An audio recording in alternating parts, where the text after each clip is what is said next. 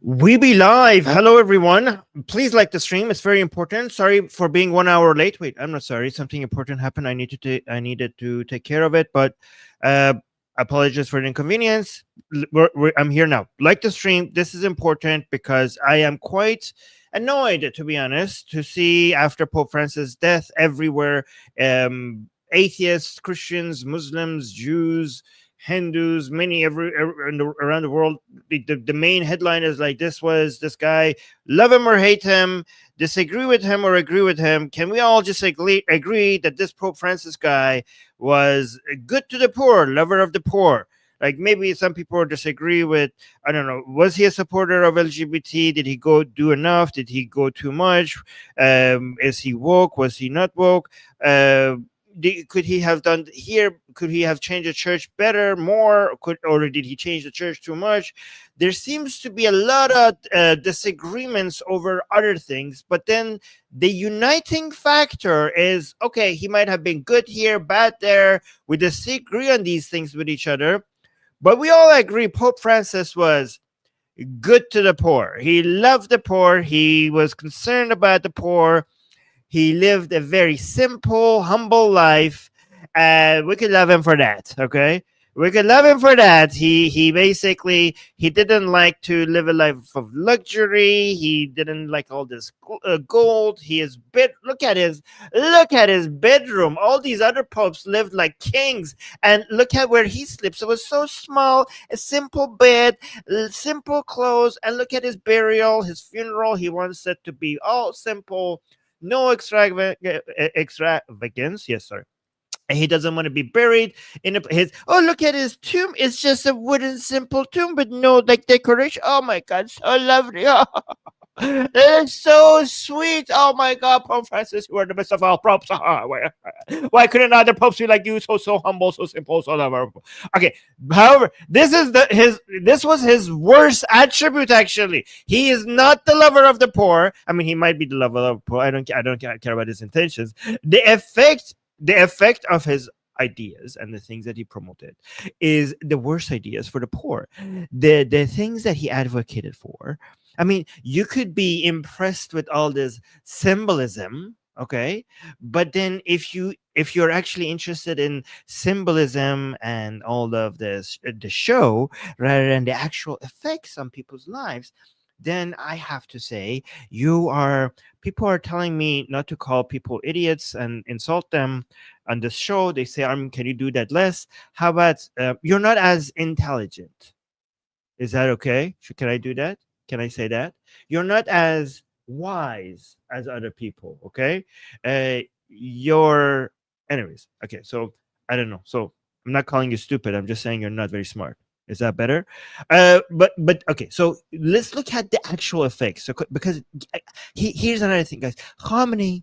He lived simple. Lives simple. He lives a very simple life. We have many people, evil people around the world. I'm not saying he was evil, but the result of his advocacy and the things that he advocated for are evil. They cause poverty, they cause death, they cause misery. Okay, and I'll tell you what he advocated for, and I'll tell you why this pope was horrible to the poor. Everything he stands for is what keeps the poor poor, right? And I'll tell you why the very opposite of what the Pope was suggesting is what we need to lift people out of poverty. And how do we know this? These are not just theory. This is data. This has been researched forever. This is not just people just using rationalism. This is empiricism. Empiricism, guys, is always will be well, not always, close to, usually empiricism is better than rationalism. Okay, so when you have people just doing armchair philosophy, sitting here and thinking like, I think this, I think that. Why? Because I'm a wise man, and I sit around and think about these for very long hours, so you have to listen to me. Okay, I mean, that is honestly better than revelation and faith and scripture and all that nonsense, and gut feelings, and I don't know, stuff like that. um intuition and shit like that. So it's better than that. Rationalism is superior to everything else except empiricism. Okay, nothing beats empiricism, especially in the form of the modern scientific method. Anyways, let's get to it. By the way, guys, Sarah is highlighting the comments, and I appreciate Sarah because last minute I told her that the show is going to start 1 hour late, and she's still here, and that's amazing. However, this is too much of a burden on our volunteers. Our volunteers are doing so much extra work, and and this is too much work. So I kind of need more volunteers, so the current volunteers are not burned out, because if they burn out, they're going to leave me. The volunteers are going to leave me because they're doing too much work. So please join the volunteers. So this is the email of that you need to send to if you are interested in coming here and highlighting comments and doing other things. If you're interested, email this email. This is Nima. Email Nima and say that you want to help the other volunteers so that they're not going to burn out and leave Armin alone. Okay, so please join the volunteer team so that my current volunteers don't do a revolution against me and then abandon me alone here. Okay, so please do that. Thank you. Yeah, Sarah is a saint. Genius saying, well, don't call her a saint, because saint is an insult. The saints in history, some of them are the most wackiest evil people like that ever were. Okay, so I consider being a saint to be an insult. Anyways, let's go to Pope Francis and what he advocated for. Okay, let me actually to make sure I'm getting this right, I did the research and I double checked to make sure this is true. All right, I verified it, I triple verified it. Okay, I'll give you the list of the things that he stands for, and then we'll go over for why this is horrible, and the things that Pope Francis advocated for are best methods, the best, the best ways to create more poverty and more misery. Okay, and this is why it's so annoying. It's so annoying that people are remembering this guy as the lover of the poor. But actually, let me see the comment section. By the way, Lindsay, thank you so much for becoming a YouTube member. Lindsay just became a member. Guys, we need more members if you want to continue this channel, because that's the best way to support this channel. So thank you. But if you don't want to become a member or do super chats, oh, by the way, the super chats, I will read the super chats during the show as well. However, if you don't want to support us financially, you could just like the stream. Liking the stream really helps the channel.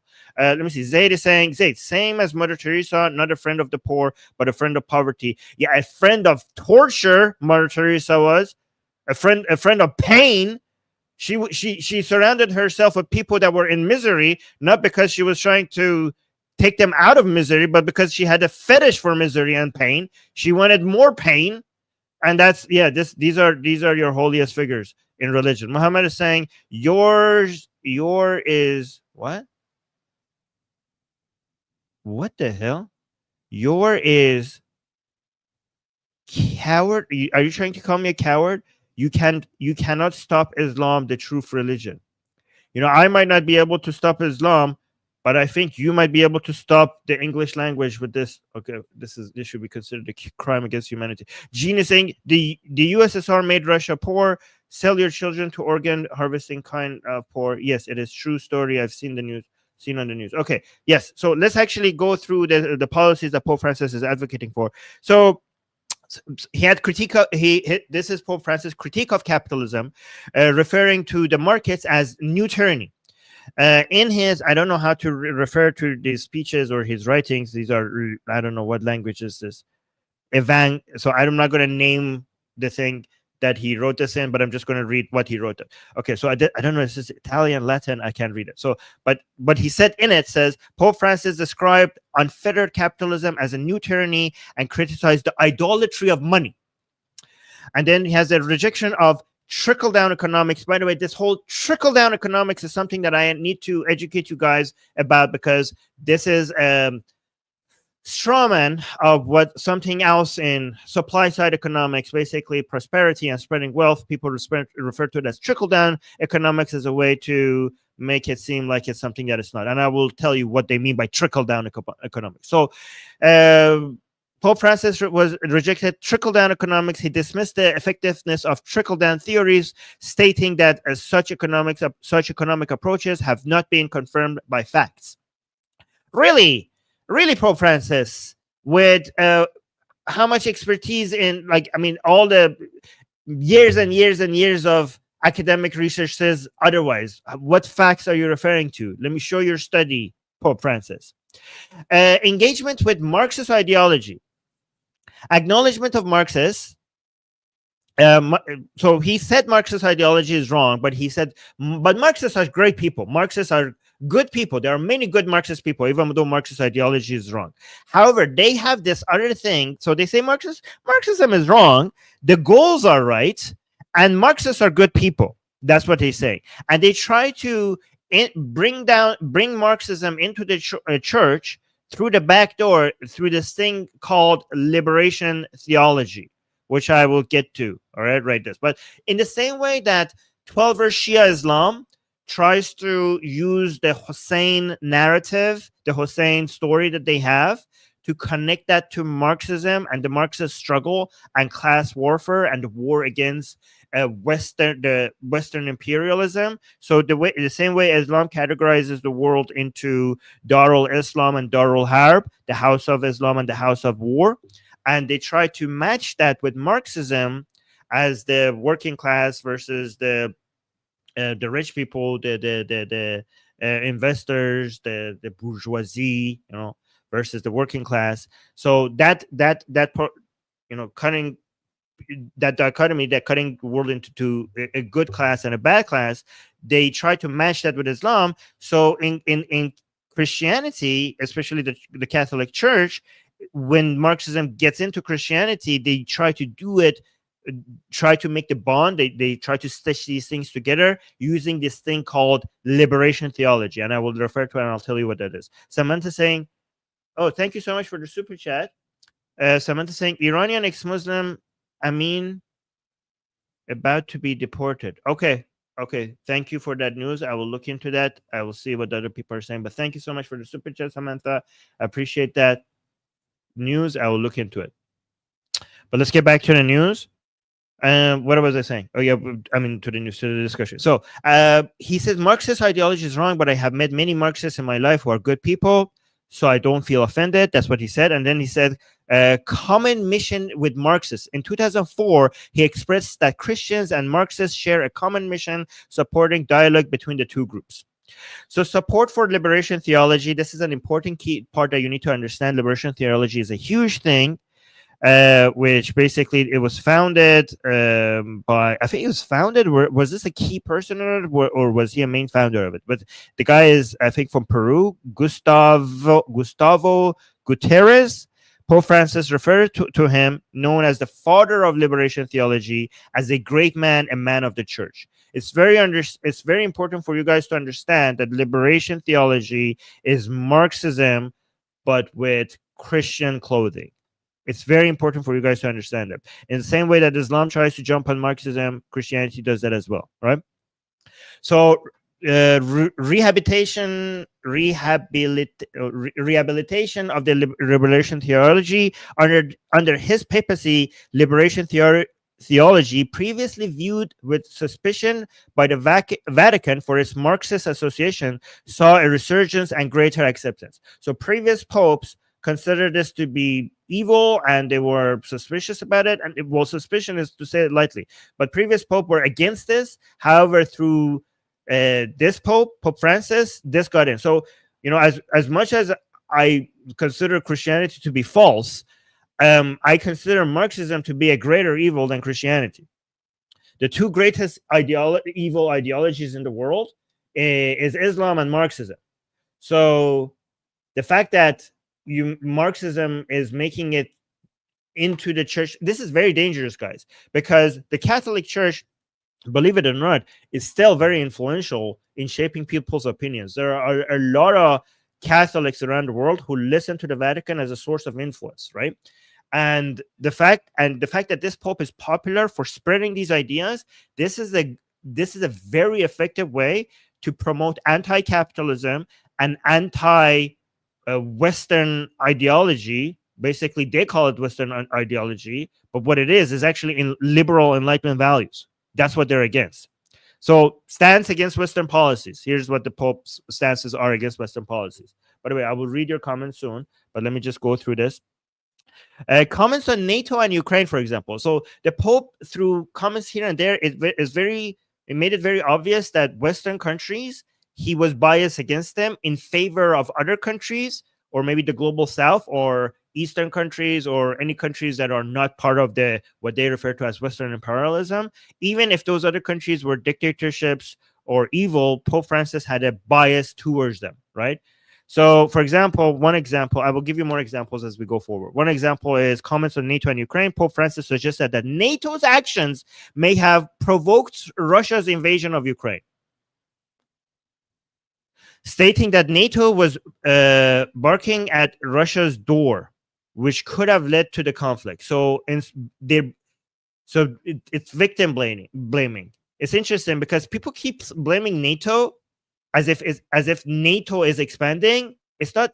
The way I look at it is not NATO expanding. The way I look at it is Russia is trying to invade free democratic countries out of using their own right to self-determination, are trying to defend themselves by joining NATO as a response to Russian aggression. Because and that's their choice. They are free democratic countries, and they can do so if they wish so, to go into agreements with anyone that they want as a means of self-defense.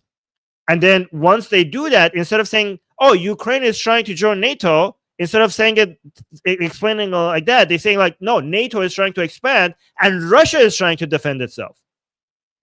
So this is victim blaming.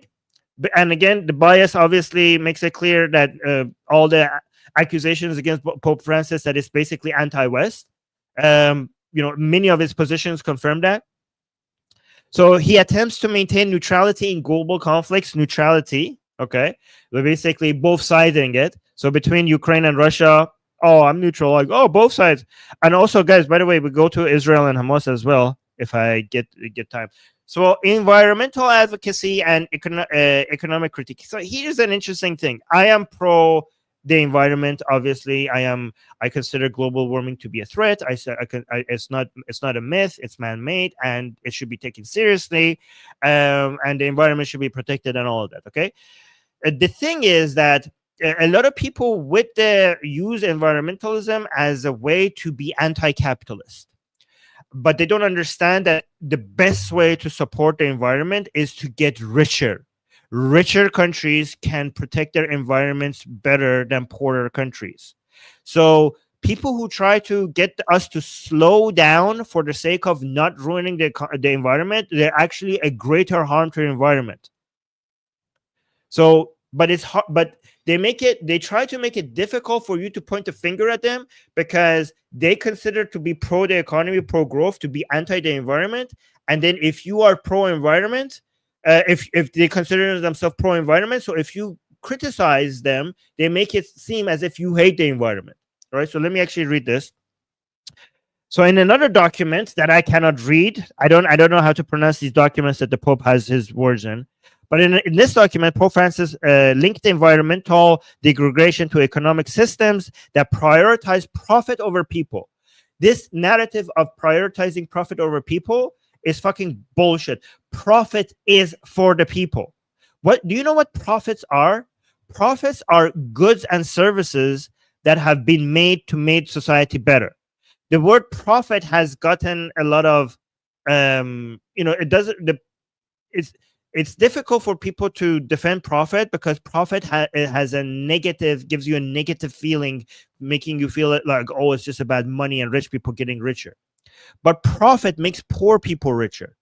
Profit means that economic trade that has added something to society, and it comes out in the form of more goods, more services, higher standards of living, higher wages, and all the methods that lifts people out of poverty.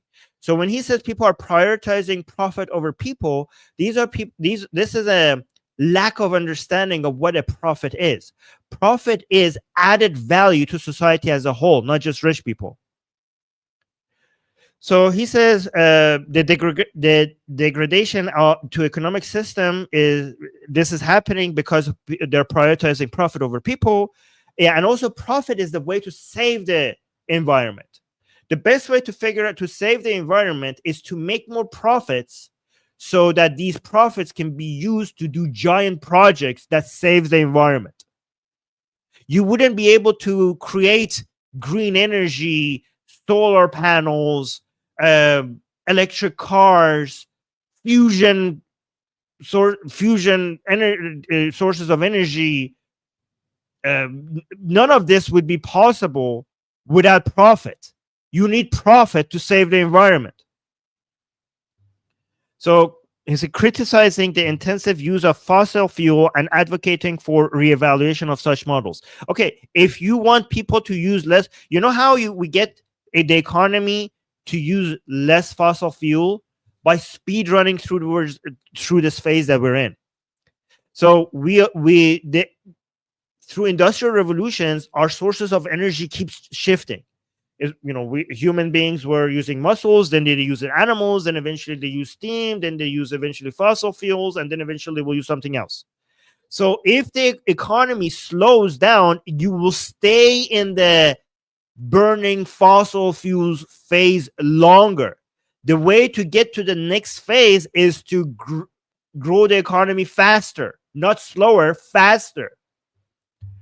Okay, so then it's saying call for a lifestyle change. He urges wealthier nations to adopt simpler lifestyles and reduce consumptions to address climate change and social inequalities. The very opposite of what we should be doing if we care about the environment. Let me actually go through the points for why all of this is very dangerous, but let me see what your comments are. Gene is saying Israel is a growing economy and pioneer in reusing water. Exactly. Almost 100% reusable. Yes, exactly. Also, sorry, if you have any of your own comments, feel free to put it in and start them. Tora saying Mother Teresa was bad. I was told she was the best. She was the worst. She was absolutely the worst. And Christopher Hitchens wrote a book about this. If you want to read it, what was it? Was it called Missionary Mission? What was it? Christopher. Wait, hold on. What is that book? Christopher Hitchens, Mother Teresa. Let me see. I know missionary is funny. I know it's funny that yes, the missionary position. I know it's a funny name, but that book. Go read that book by Christopher Hitchens, and then you realize how evil Mother Teresa was. She was so bad, so horrible, such an evil lady.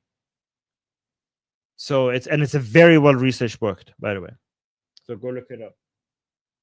Nina saying, I'll miss him as he helped gay people, but he wasn't flawless and he wasn't kind to trans people either.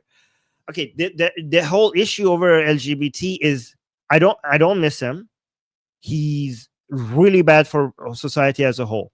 Pope Francis, his ideas. Okay, his effect on gay people is so minor compared to the when it comes to poverty affects us all. Okay, so if you're gay and you are now getting a little bit more recognition, maybe acceptance, but you're poorer because of these ideas, you're worse off. I mean, most people would rather be richer with a little bit of less recognition than poorer with a little bit of more recognition. Economy is everything, right? So the positive effect that you might think he has over the recognition of gay people and their acceptance, even if we give him that he had such a positive effect, that is so minor to the damaging effect his ideas have over the economy. So Zeng is saying he was biased against Ukraine. Yep, no, it's not against Ukraine. He's biased against the Western. He's a secret Marxist. That's why he's anti-Western imperialism. I mean, what they call Western imperialism. I don't know what this has. Okay, somebody saying, stop kissing Israel's ass, Armin. They allowed October 7th to happen. I don't know why are you. First of all, you're an idiot. Second of all, do you not see the topic of this show? You're not very smart. Okay, D is saying church doctrine did not move an inch no matter what he said. Yeah, okay, so that might be true, D. That might be true, but the point, yeah. So when it comes to his effects on, so there's two effects. The things that he says with the, because he has a loud voice, his effect on society, that's one element, and his effect on church doctrine is another thing. So he had very little effect on church doctrine.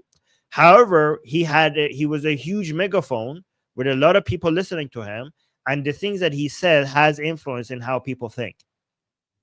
So let me actually read what I have here really quickly. Okay, so we said he calls capitalism a new tyranny, even though capitalism has saved many lives. Nothing has brought people out of poverty more than capitalism.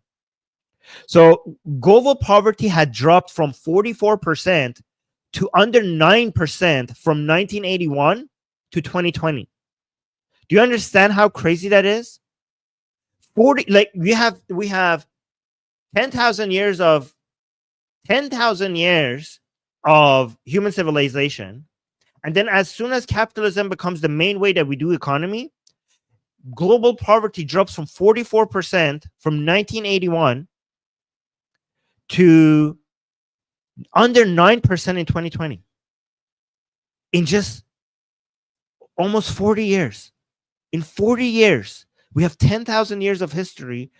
Global poverty drops both in percentages and in total numbers, is on record lows because of capitalism. And then you're blaming this for being anti-poor. This is the most pro-poor, pro-lifting people out of poverty system that we have ever had, the humans have ever had. Countries that embraced the markets, such as South Korea and Singapore, thrived. Those that rejected them, like Venezuela and North Korea, collapsed. And again, this is not just me saying this. This has been studied. This is beyond reasonable doubt. When you demonize capitalism, you destroy the engine that feeds the poor. The engine that creates jobs, funds healthcare, and funds innovation. And innovation that actually manages us to help save the environment. He praises Marxism's goals, even though he thinks like there are flaws in it, even though Marxism leads to slavery, starvation, and mass death. 100 million dead in the 20th century. Soviet Union, Maoist China, Khmer Rouge. 100 million dead because of Marxism. And again, this is just from the violence. There are many people. The violence that the people who die from Marxist communist violence is so much less than the people who die from the starvation. I mean, I think this is combined, actually. Yeah. Marxism doesn't lift the poor. It uses them as pawns, concentrates power, crushes freedom, and kills productivity. So he revives liberation theology, a Trojan horse for Marxist class warfare in the church. So Francis praised liberation theology founder Gustav Gutierrez as a great man, and he called this ideology a fundamental. Actually, Pope Benedict called this ideology a fundamental threat to the faith of the church, which is, I don't understand. Are the popes infallible or not? Because one pope keeps saying that this ideology is a fundamental threat to the faith of the church, and another pope comes and praises it. So how are they both infallible? I don't understand. Yeah, Jack is saying so he disagrees with Marxism only because Marxists tend to be atheists or secular. I don't know exactly why he said that they are wrong, but probably it's like taboo for the church to say Marxism is right, obviously. So they say Marxism is flawed, but then they give it a different name, which is liberation theology, and they bring it in that way. So they, using liberation theology, they reduce Jesus. They changed his position to a political revolutionary in the same way that Shias try to use Hussein as a political revolutionary for class warfare even. they try to change the Jesus character into something that is actually in line with Marxism. And actually they bring in they want to represent salvation as social agitation. They want to use Christianity as a tool for class struggle instead of using communism as a so basically it's class struggle. In the same way Marxism wants to do class struggle, they try to use Christianity for class struggle. And they try to portray Christianity as a political revolutionary, Jesus as a political revolutionary, who was trying to do revolution for the sake of the poor or the needy and stuff like that. So they try to shift the church's mission from a spiritual or ideological indoctrination to preaching resentment and division instead of redemption. They try to change it. Not that I support any of them, but they try shift it in that way. They try to make it seem like it's the same thing. Yeah, so they side with tyrants instead of liberal Western countries. The Pope did. As I mentioned, I gave you NATO as an example, but there are other examples. For example, rarely condemns China's genocide on Uyghurs, like many condemnations on anything that is happening by Western countries, but not condemnations of China's genocide of Uyghurs. Avoiding criticizing communist Cuba or Venezuela, downplayed Hamas's terrorism while demanding Israel to stop fighting back. So basically was demanding Israel to stop defending themselves and downplaying Hamas's role. This is empowering authoritarian regimes, and it leaves democracies like Ukraine and Israel morally isolated. That's the goal. It sends this message that if you're powerful and brutal, the Pope won't call on you. In fact, the Pope under the Vatican under the Pope accepted many of the demands of the CCP in China for how they're supposed to do Catholicism in China. He preached against prosperity, as if poverty is something holy. So a lot of people, when they read the Bible, they don't they see oh, the meek shall inherit the earth, the poor this, the poor bad, the poor that. But the message that they get out of it is not like that we need to save the poor out of poverty. The message that they get out of the Bible is that being poor is actually something holy. So we should care for the poor in the sense that it's good to be poor. It's like this is good, this is holy. Not like we should care for the poor to bring them out of poverty. We should care for the poor because this is great. These are the best of all people. So it's actually and they advocate for policies to keep them poor. So, for example, the way that they preach against prosperity, which is basically everything that we need, is he mentions the idolatry of money, overconsumption, and excessive profits. These are the key terms that he uses: idolatry of money, overconsumption, excessive profit. Even though profit funds innovation, and it funds charities, hospitals, schools. That's where do you think schools, hospitals, and charities come from? If they're oh, the government pays for it. How does the government pay for it? Government taxes profits and wages that comes out of your profits. So profits is what funds charities, hospitals, and schools. You celebrate. They don't celebrate the poor. They celebrate poverty. Consumption is everything is consumption. Oh, we're over consuming. Everything you do is consumption.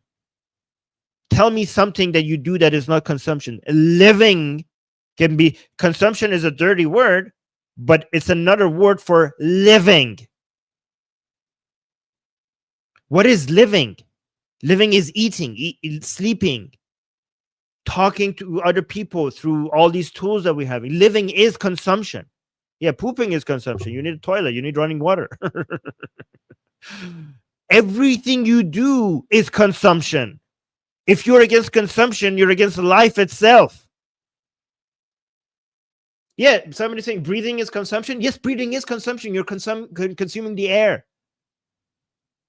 Just because we cannot, we are not advanced enough to put a value on air, like we can't put a dollar amount on it, it doesn't mean that it doesn't have a value, that it's being consumed. Obviously, air has value, and it is being consumed.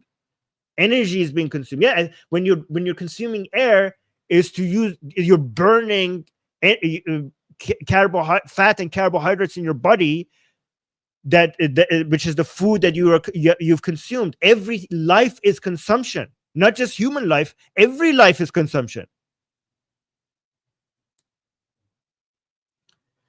When you make people ashamed of building wealth, you create a culture that punishes achievement and rewards dependency. The philosophy of Pope Francis is the philosophy that keeps the poor and creates more poverty. That is not compassion, that's decay.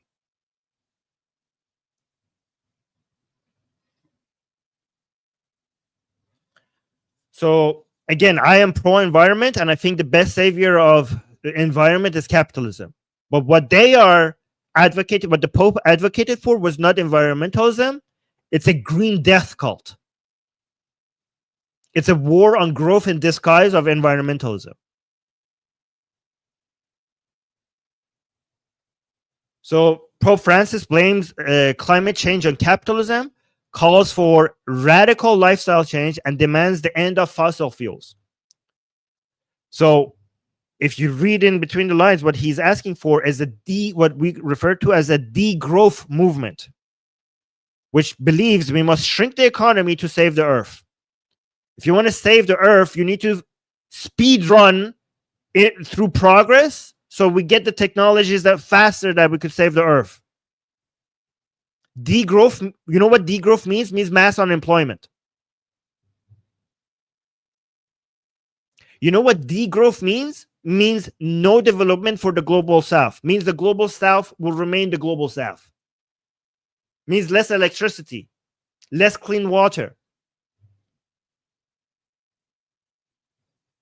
less solar panels, less electric vehicles, less funding for scientific advancements that could come up with technology that saves the environment. This actually hurts the poor more than anyone. It hurts the poor more than the rich.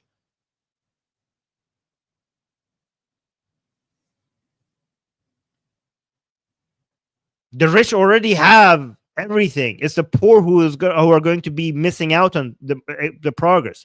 We need more economic advancements for the sake of the poor. The rich are already living.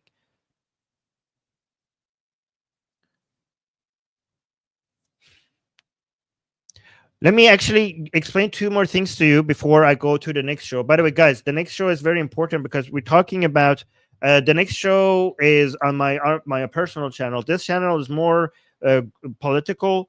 The other Atheist Republic channel, my personal channel, which is the Armin Navabi channel, is more about the advancements in technology, science, finance, and economics, and how science and technology is delivering all the things that religion fails to offer.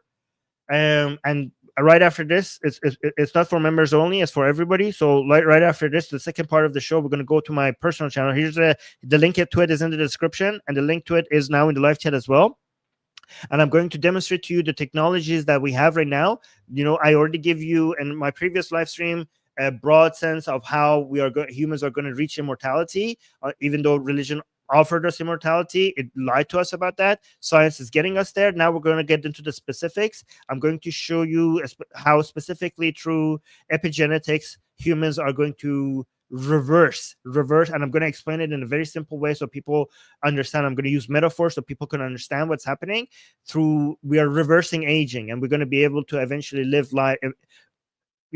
thousands of years in young bodies. And this is not science fiction. It's happening today, and we have already done it on mice. And I'm going to show you how this is happening, and I'm going to show you all the things that you were hoping that we're going to have in the afterlife, we are creating it in this life. So that show is called Forget Heaven, Science is Ending Aging. And the link is there. The link is in the description. Link is in the live chat. So, and it's on my personal Armin Navabi channel. But let me actually make you another few points before we go over there, okay? Make sure you like this stream, because again, a lot of people are spreading bullshit about Pope Francis and saying that, oh, he was such a great person, lover of the poor. And I need you guys to like the stream so that more people realize what he actually represented. So one key important thing that you have to understand about trickle-down economics, because a lot of people who are anti-capitalist, they keep using that term, and people are like, well, I don't like it. I don't like the economic model that says, oh, the rich get richer and some of it gets to us poor little people down there. We get to eat the little pieces of their of what they put aside for us. That's not what the bread comes out of their mouth that is into their beard. We just go and pick those, and that's how we live. But because they don't have any good arguments against capitalism, they use these labels as a way to basically be anti-capitalistic. But again, I need you guys to understand what that is and why what they are trying to refer to when they say trickle-down economics, because it's a straw man. And Pope Francis uses it, and it's basically referring to supply-side economics.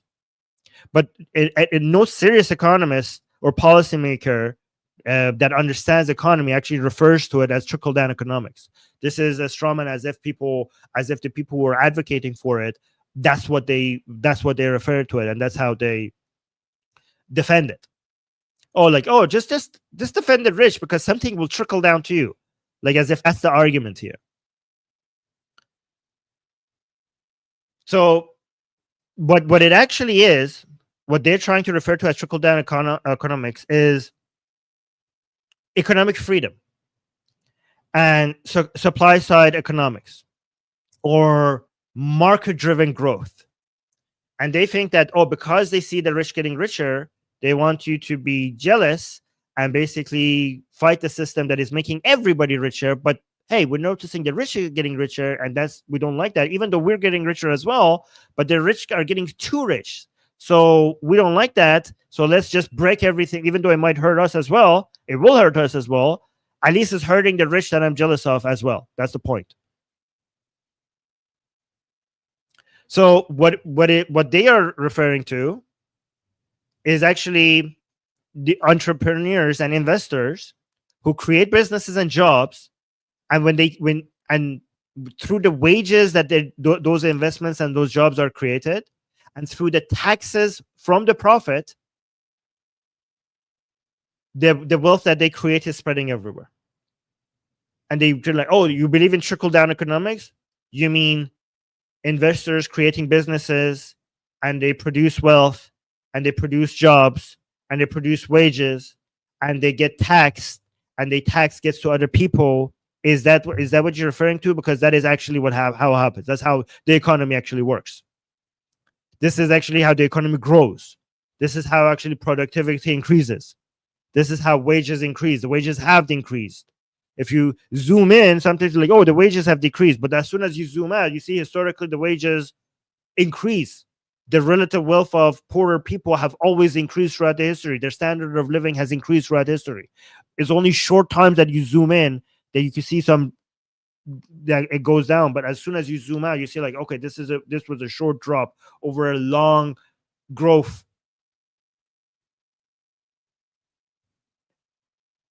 The word trickle is meant to be derogatory, but it doesn't trickle, it spreads. The actual correct terminology is spreads. That the wealth is spreading, it's not trickling. Through more jobs, cheaper products, more productivity, and better services, and more taxes. Not higher percentage of taxes, higher taxes because people are making more profit, therefore they're being taxed, and the taxes are going to be higher as well.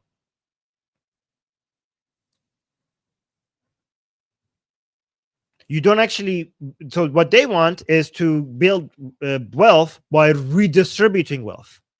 When you redistribute wealth, you make everyone poor. Because this is the mindset that they think that wealth is limited. They don't understand that investors and entrepreneurs, they don't take other people's wealth, they create wealth. They think that this is a limited amount of pie, and if somebody takes more, other people get less. They don't understand that most of the people in the world who are getting richer is not because they're taking more from other people. They're actually creating the wealth. It's not that they get taking a bigger slice, so there's less left for other people. They're actually expanding the size of the pie. The pie is getting bigger. That the vast majority of, unless there's corruption, like for example in Iran, the people who are getting very rich, they're actually taking from other people because it's corruption. But in most of the world, when the most rich people in the world, they became rich because not because they took from other people, it's because they created extra wealth. They made the pie bigger. They didn't take a bigger piece. You don't build wealth by redistributing it. You build it by unleashing it. So Pope Francis calls it trickle down. We call it progress.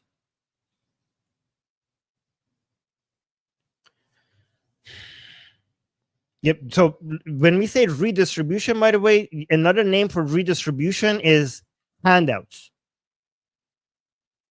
The poor never get out of poverty with handouts. The poor get out of poverty by opportunities, not by handouts. In fact, the poor people relying on handouts is the best way to keep people poor. By creating a dependency on handouts is how you keep the poor poor.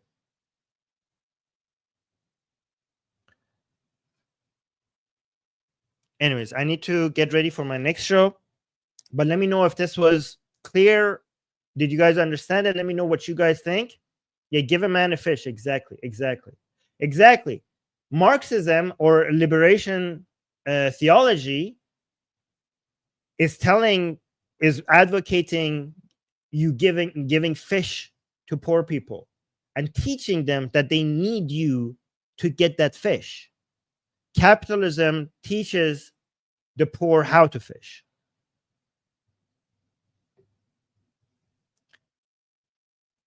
And gives them the tools. Let me actually read your comments, the comments that Sarah started, and then we'll go to the next show. Again, guys, the next show is going to be on my personal channel, Armin Navabi channel, and I'm going to give you a very easy understanding of the technology that is making us capable of soon living for basically forever, right? And there's many technologies that are getting us there. I'm going to focus on one of them in the next show, and then we're going to go towards other. And I'm also going to come with citations and the studies that I've done on this, so that you know that I'm not making this up. Let's go to Torah is saying, you got to have a little bit of a socialism, otherwise we are heartless. So what we need is not socialism. What we need is regulated capitalism, not socialism. So we don't need laissez-faire capitalism. So we have different versions of capitalism, right? We have laissez-faire, we have capitalism, we have crony capitalism, we have state capitalism, and we have regulated capitalism. So socialism is overdoing it. Socialism is overdoing it. When you say a little bit of socialism, I think the better name for that is regulated capitalism.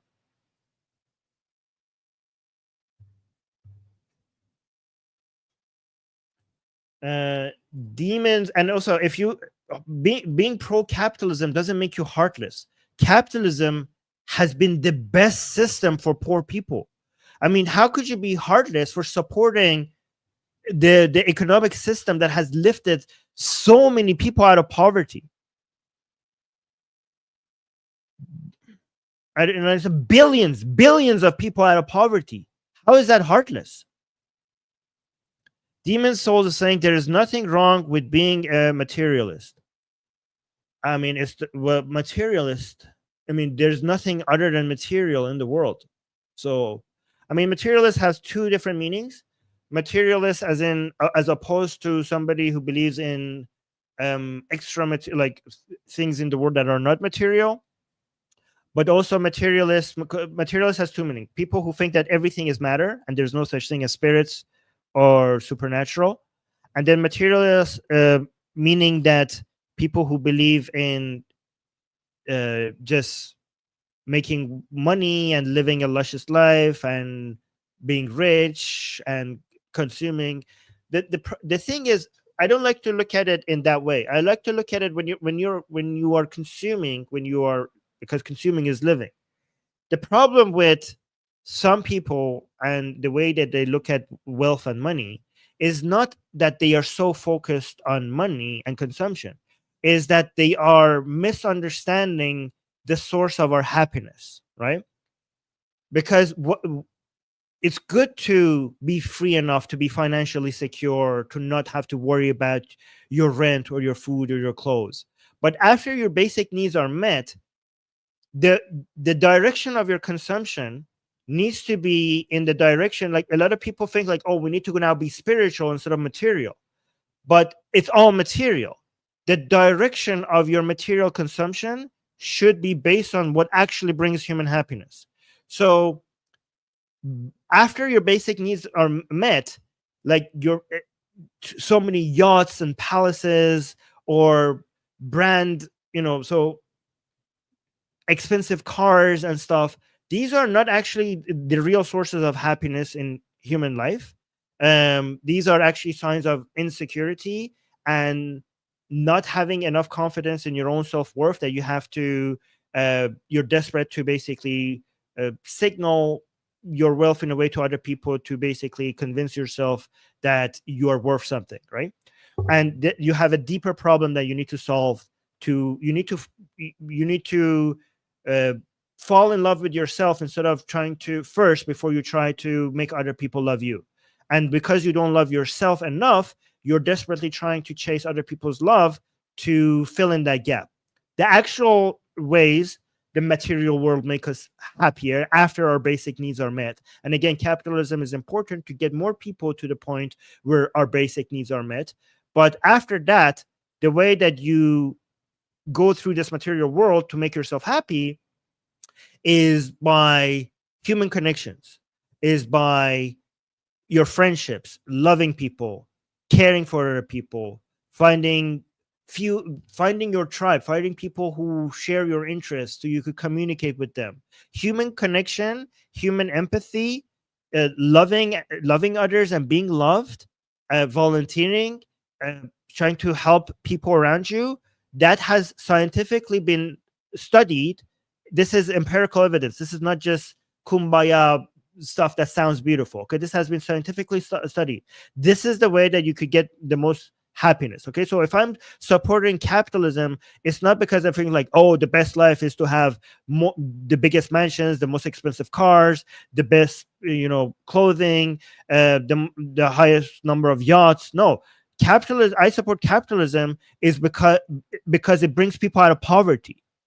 Right, but after how your basic needs are met, if you go chase those other things, that is your problem. That is you not understanding the priorities of this material life. That's not capitalism's problem. That's you not understanding what brings happiness. Jack is saying, can you list some disadvantages of capitalism and how to address them? I will. I need to go to. There are some disadvantages, and but they're minor compared to any other system that we have, and we are actually addressing them. Like the next system after capitalism is probably going to address all of that, but I have to go to the next show, so maybe ask me that again in another show. I need to go, so I need to really. Amir saying, may I remind people to the Pope also uses a private plane? Doesn't sound communist enough to me. Yeah, I mean, he could use a private plane if he wants, as long as he doesn't advocate for this bullshit ideology. He's dead, so he's not going to do that anymore. Mars saying, Armin, apologies, but can you make a video about Mother Teresa? Should I, guys? Let me know in the chat. Other people have. This is known, but maybe I should. Frank is saying, this isn't black and white. Having social safety net or certain segments of society isolated from capitalism, fire department, healthcare, police, etc., doesn't mean you are anti-capitalism. Yes, I agree with that. But the Pope's ideas are against prosperity, wealth creation, for redistribution, against capitalism. He is against anti-growth. So what you're saying is having some social safety nets, and that is not against capitalism. In fact, if anything, if you read The Wealth of Nations by Adam Smith understood himself, what we call the father of capitalism, that the government has a role to play, and there are these things called negative and positive externalities, and it makes sense for the government because the market is blind to certain things, and that's the role of the government to come and make certain adjustments. That's why I'm not for laws of fair capitalism. I'm for regulated capitalism. Sketch therapy saying the Christian and Jewish tradition demands property and inheritance rights. You can't be Christian and communist. Why most communists ban Christianity and Judaism but not Islam submissions? Okay, so religions have a history of going the capitalist route and the communist route throughout their lives. The religious text is vague enough for it to be flexible enough to be able to make out of it whatever you want, in my opinion. Mark saying, Armin, do you support welfare systems and stuff? To a very limited degree, and depends. You have to. The assumptions should be that it doesn't work unless proven otherwise. But you shouldn't be a principalist. You should be a consequentialist here, and everything needs to be studied. But you have to go for minimum government intervention unless empirical evidence actually shows that the benefit outweighs the cost. So I'm not going to be black and white on this. But what I can tell you is that most welfare systems are overdoing it. But I'm not completely 100% against them. Obviously, we need some of them. But especially in Europe, welfare systems are overdoing it. But obviously, we need some of it, but not to... And some of them are just doing it wrong, but again, it needs to be studied case by case. But being pro-capitalism doesn't mean that you're against all welfare systems. Jack is saying, what do you think about the concept of relative poverty? It's a real thing, but it's the idea that if I have a hut and everyone around me is a homeless, I feel like the richest person in the world. But if I have a hut and everyone around me has a mansion, I feel like I feel depressed and poor. And it's a real thing. And capitalism actually doesn't calculate for that. And that's actually one of the flaws of capitalism. But overall, it's the best system that we have. Anyways, we need to go to our new other channel, the Armin Navrabi channel. So I'm going to end this here, guys. Don't forget to like the stream. This is an important stream because this is not understand. Like, how a lot of us on this channel are worried about the evil of Islam, the evils of Marxism and anti-capitalism and anti-liberal economies and the ideas of command economics are as dangerous, and I would argue even more dangerous than Islam itself. So if you're concerned about the two evils of this channel, is main priorities is war against the triple evil that is a curse upon humanity more than anything else, okay? Islam, wokeism, Marxism. And the Pope was an advocate for Marxism. So if you want more people to understand this, because the popularity of Pope Francis is being used to spread this evil ideology, so like the stream and share it with more people so they understand that what he was advocating for is absolute horseshit and it's dressed up very nicely to look good, and we should be fighting against that. Okay, so let's go to the Armin Navrabi channel and start that stream right now. All right, like the stream, leave a comment. Bye.